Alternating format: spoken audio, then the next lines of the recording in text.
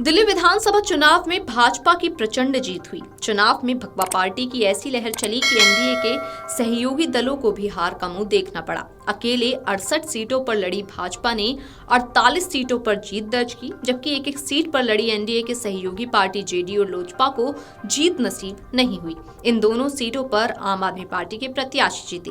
दिल्ली विधानसभा की 70 सीटों में से 68 सीटों पर भाजपा ने अपने प्रत्याशी उतारे थे। भाजपा ने बुराड़ी सीट एनडीए गठबंधन में अपनी सहयोगी दल जनता दल और देवली सीट लोक जनशक्ति पार्टी को दी थी। इसमें बुराड़ी सीट पर जेडीयू ने शैलेंद्र कुमार और देवली सीट पर लोजपा ने दीपक तंवर को उतारा था। बुराड़ी सीट पर आपके प्रत्याशी संजीव झा ने जेडीयू के शैलेंद्र कुमार को करीब 20,601 वोट से हरा दिया। यहां आपके संजीव झा को 1,21,181 वोट मिले, जबकि जेडीयू के शैलेंद्र कुमार को 1,05,80 वोट मिले। उधर देवली सीट पर लोजपा के प्रत्याशी दीपक तंवर को आपके प्रत्याशी प्रेम चौहान ने करीब 37,000 वोट से हरा दिया। आपके चौहान को 86,000 वोट मिले, जबकि लोजपा के तंवर को 50,000 वोट मिले। दिल्ली विधानसभा चुनाव के नतीजों पर केंद्रीय मंत्री चिराग पासवान भी बोले। उन्होंने कहा कि मैं सबसे पहले प्रधानमंत्री मोदी का धन्यवाद करूंगा, क्योंकि ये उनकी सोच, लोगों का उनके प्रति विश्वास की ये जीत है।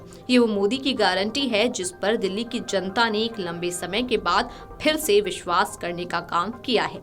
दिल्ली की जनता ने प्रधानमंत्री मोदी की सोच वाली सरकार को चुनने का काम किया है। देखिए, सबसे पहले तो मैं हमारे प्रधानमंत्री आदरणीय नरेंद्र मोदी जी का, उनका मैं धन्यवाद करूंगा, क्योंकि ये उनकी सोच, उनके विश्वास, लोगों का उनके प्रति विश्वास की ये जीत है। ये वो मोदी की गारंटी है जिस पे दिल्ली की जनता ने एक लंबे समय के बाद पुनः विश्वास करने का कार्य किया।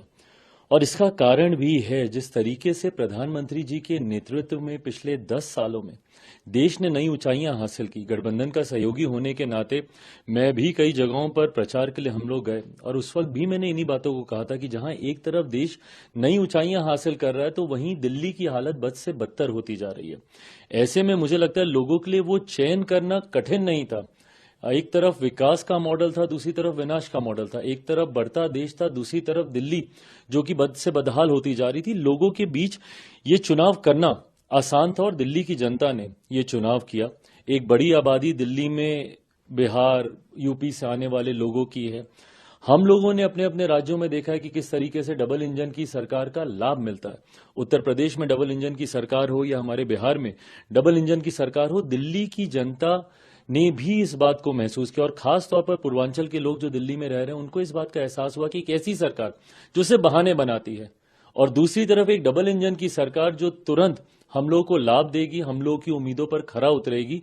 इस सोच के साथ उन्होंने प्रधानमंत्री जी की सोच वाली सरकार को दिल्ली में चुनने का काम किया। दिल्ली भारत की राजधानी है, और इस राजधानी का वो मान सम्मान बरकरार रहे, इसके लिए जरूरी था कि दिल्ली में इस बार भारतीय जनता पार्टी की सरकार आए।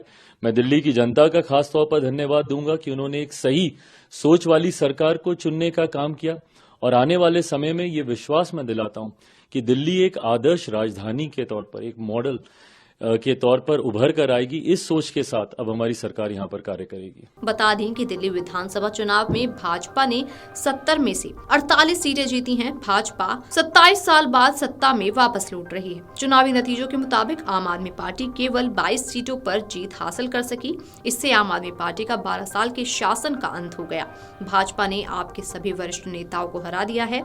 आपके संयोजक और पूर्व सीएम अरविंद केजरीवाल, मनीष सिसोदिया, सत्येंद्र जैन, सौरभ भारद्वाज समेत तमाम बड़े नेता चुनाव हारे हैं। भाजपा की इस प्रचंड जीत ने दिल्ली की राजनीति को नया आकार दिया है। Video desk अमरउजाला.com।